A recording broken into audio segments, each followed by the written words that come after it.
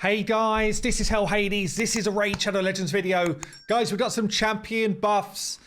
Looks like PlayerML Raid are doing champion buffs every month right now. So let's check out who's going to be on the cards for today. It is legendaries again, so we've not had epics in the mix for a while. I actually felt like this would have been a great month to do a couple of epics. Bearing in mind we just had the kind of like epic empowerment stuff going on. People are like playing around now with epics in a different way, but this is going to be legendaries for this time round. A couple of shout outs quickly. Firstly, all of my Dragonair content has now gone on its own channel. Come and check it out. Come and sub to the channel. I'll link it down below. Appreciate anyone who's already in the mix checking out that content. I drop videos about 3 times a week on that channel. And the second one is we're just about to do a live premiere of a Fateless video, which is going to be all about making monsters, making creatures within our game.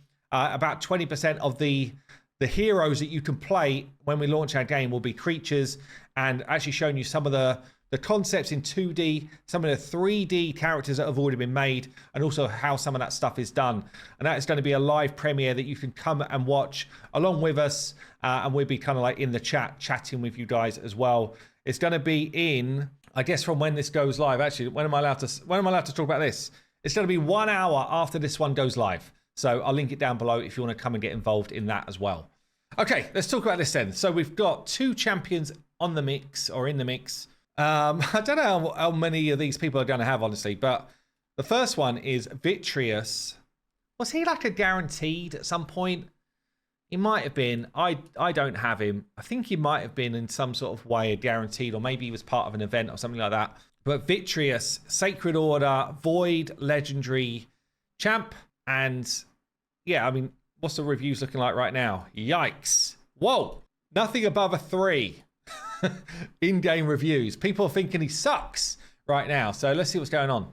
They're saying here, with these changes, our main goal was to alleviate Vitreous's damage capabilities and make him a force to be reckoned in the arena. So they want him to be an arena champion. They say here, from now on, he will ignore some defense when attacking.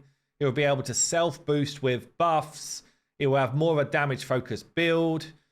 He no longer needs accuracy. Damn, feels like it's been quite a major overhaul on this guy. So let's have a look then. Holy Terror, which is the A1. Currently double hits, all the same. First hits, that's all the same. So it says here, the second hit will now be a chance of placing True Fear instead of Fear. This debuff cannot be resisted if the first hit fully healed this champion. I guess that also would have to be the same if he doesn't need any healing at all. So if he's just at full health, then that will be an irresistible True Fear. If the target's a boss, this is the same. The second hit will have a 65% chance of placing decreased speed. I'm guessing if you're fighting against a boss, you still need accuracy. But if you're fighting in PvP, no accuracy required for this. It's quite a nice change, actually. Storm of Righteousness then. Attacks all enemies. This whole part at the top is the same. So before attacking, removes increased defense, ally protect, and strengthen. Cannot be resisted. It's pretty massive. So this is kind of like an anti-Necret type ability, I guess. Maybe a little bit of anti Sifi as well. Honestly, I don't know all the mythicals that do this type of stuff off the top of my head. So I don't know if there's mythicals in the mix as well here. My arena knowledge is like 2023 probably, in all fairness. So what's it saying here? If at least one buff was removed, also places increased attack and increased crit damage on this dude, and then we'll ignore the 30% target defense and boost turn meter. So he's basically getting a self buff, increased attack and increased crit damage if he strips at least one buff away with this skill. I mean, it's pretty massive for live arena, I would say.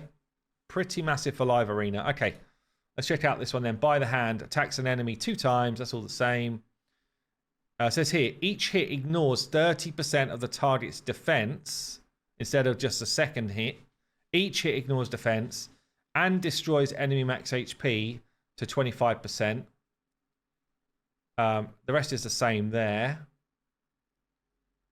If the target has any skills on cooldown, both hits will ignore 50% of the target's defense instead.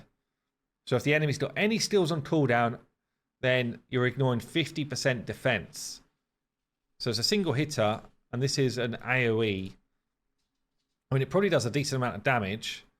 And then they've just changed this passive here, where instantly resets the cooldown of one of this champion's random active skills whenever an enemy increases the cooldown of any of their skills.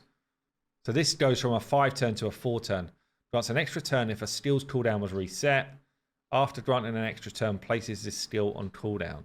Yeah, so this now becomes on a 4. Don't know, guys. I mean, it's pretty decent changes. Does that push him into the meta? It's hard to say because the meta's so crazy now. Like, what meta, honestly? Like, does he get into live arena match play with some of those changes?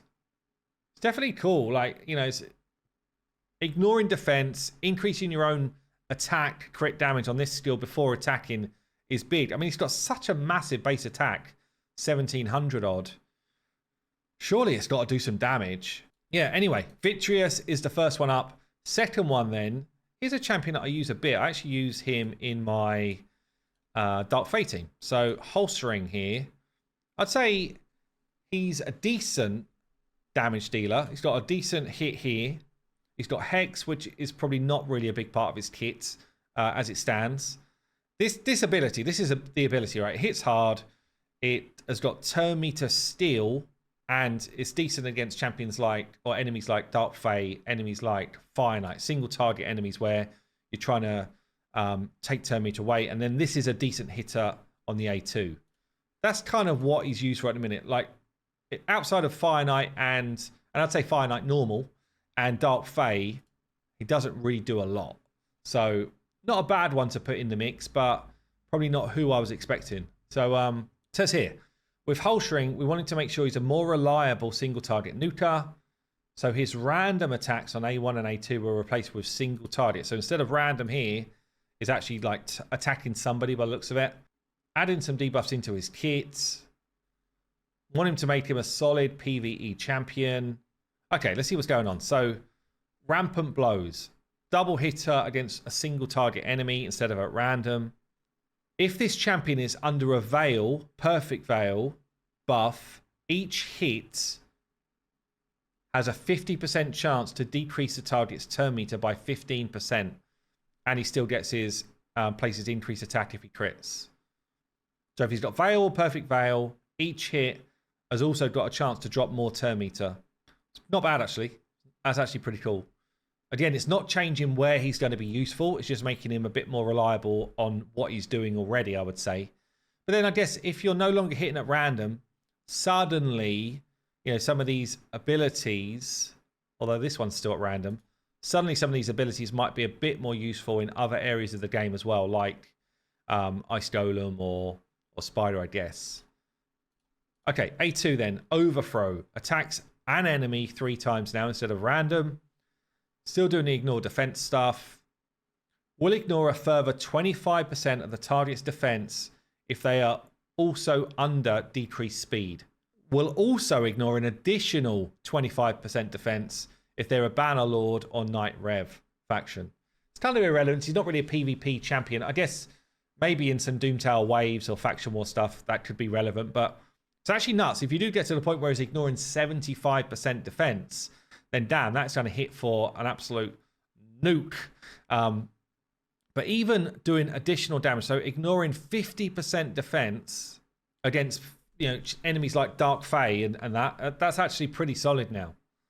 So it's just enhancing where he was already useful, I think. And then Witchfinder here, so the final skill. So attacks 4 times at random, it's all the same. No, what's it saying here? So applies the Hex and a decreased speed debuff. So he's also going to apply decreased speed as well as this Hex. Champions from the Bannerlord and Knight Revs cannot resist either of the debuffs. He still needs accuracy though for his turn meter drop. Each hit also has got 7. Yeah, so this is all the same. So you need accuracy for this part, but you don't need accuracy for this part. It's just a bit weird. And it says here as well, also places a Perfect Veil for 2 turns on this champion. So what was it saying before? If he's, oh, okay, so it's changed out the needing a certain amount of turn meter. It just happens. You get a 2-turn Perfect Veil. It's actually pretty cool. This is definitely a good change to his ability. Putting decreased speed into his kit as well as extra turn meter drop and turn meter steal and hits harder. All really good for the areas that he was already good for. That's the facts. Like, he's still going to be solid in the same areas, but he's going to be even better in those areas. And then the passive here, Hunter's Guile.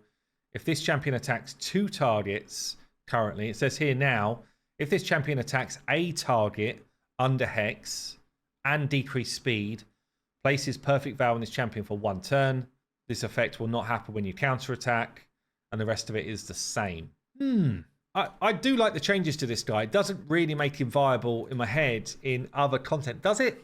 Does it? Maybe some Doom Tower bosses now, where you want some of that turn meter drop, is going to be pretty useful for, especially now that you're not doing so many hits at random, but you still do have 1 random ability, which, you know, you either take them all out or you put them all in. I don't know. All in all, though, I think decent changes to this guy. Let me know. Holstring and Vitreous, if they were in your vault, are they out? And if they weren't in your vault, are you pretty excited for the changes? And yeah, don't forget, come and join us in the live premiere of the Fateless video. I will see you there. I've been Hell Hades. I'll see you later.